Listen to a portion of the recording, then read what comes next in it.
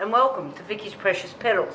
Today we are going to learn how to water your Phalaenopsis orchid correctly.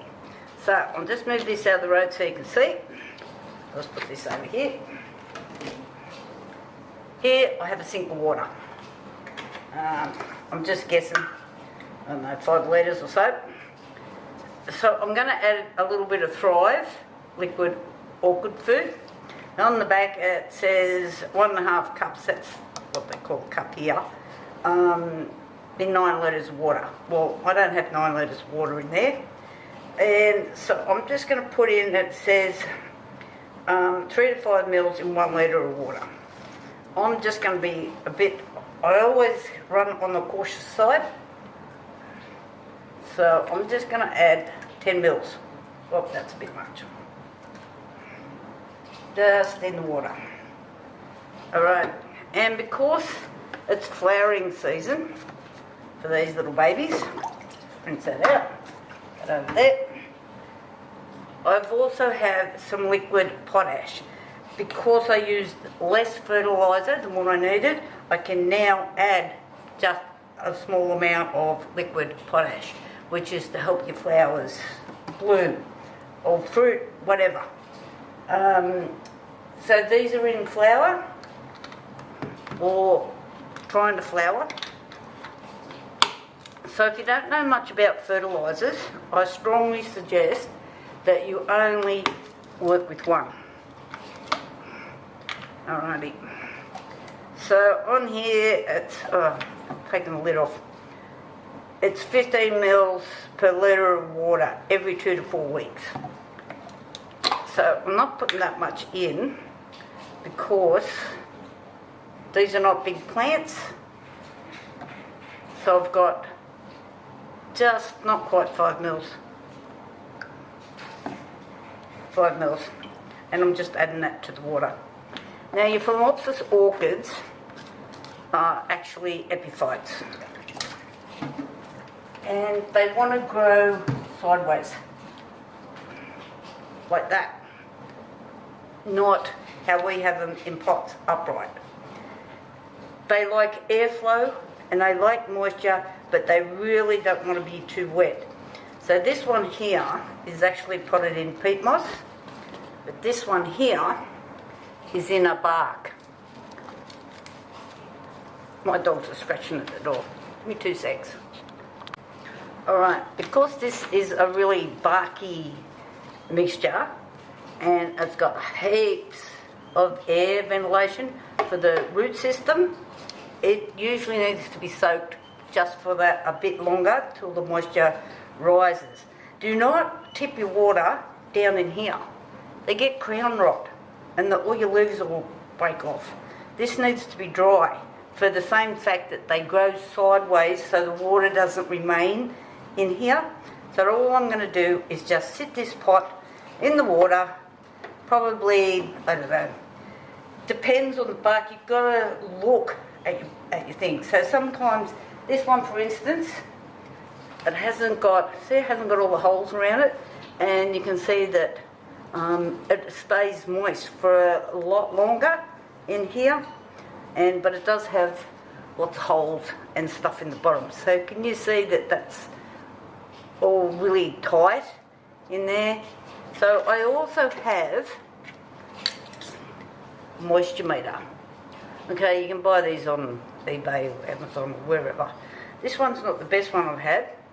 Some work a bit better than others. They're only cheap. So I'm just going to put this in here.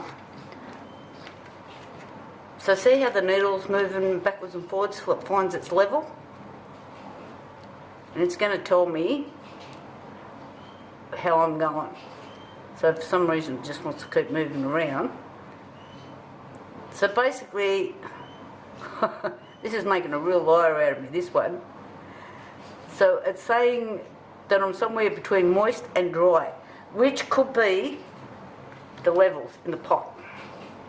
Now if you're going to put it in your next pot, wipe it off. Because if that's got moisture on it, that'll give you a false reading for your next pot. So what this is telling me is down here is moist, but up here is dry. And this actually feels like it doesn't need watering. because I can feel that it's got moisture in it. So I am not going to put that in because I do not want root rot. So I'm just going to set that one aside. This, I've got another little one here. Okay, and it's in a barky, more barky type mixture. Straight off, it's telling me that it's dry. So this needs to go in the tub. And I have repotted this one into a pot with lots of air holes around it. I'll just show you something else. Now normally when you buy them, they're in these ceramic pots to make them look pretty and stop them from falling over because they tend to grow sideways. No drainage. It's not good for the plant. So you really need to take them out of that and put them in here, not water in here. I think this one was in this one, something like this, like that. So if I water that now, all the water is going to sit down here and then I'm going to have a root problem. Okay, so I don't do that, I take them out because I'm looking for the flowers, not the pretty vase. And I am actually going to make some of these with resin and see how I go.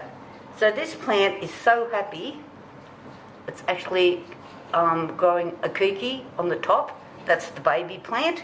I hope I pronounced that correctly for those people that are in Hawaii. So I'm just letting these roots get a bit longer, you know, around the 6-inch mark, and then I'll cut it off and repot it.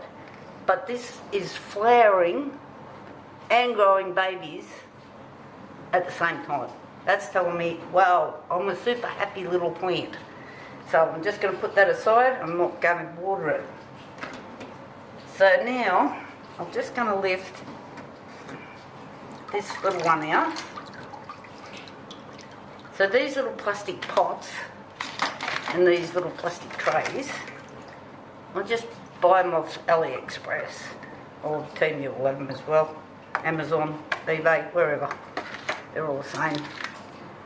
So I can see that the moisture has already risen up here. Maybe it's a little bit dry on that side. So let's see what we got. Again, so it's not quite holding its moisture yet. See, it's just moving backwards and forwards. I'll have to try and find that. I've got one of these that works heaps better. So I'm just going to take that out and just pop it back in here because I know this side's not moist enough. So I don't worry too much that they're not sitting in ceramic pots, but what I'm going to do is make some nice resin ones that are going to be clear so the roots can see the light. I'm going to drill holes through the sides so they've got plenty of airflow, but I will leave them for the full 30 days before I put plants in them. So I'm hoping that this helps you. This one is going to take a little bit longer because of the more coarse type filling that's in it, the potting media. And I've got heaps of these to do today. So I hope you enjoyed this. Thumbs up, and I hope this helps. Bye.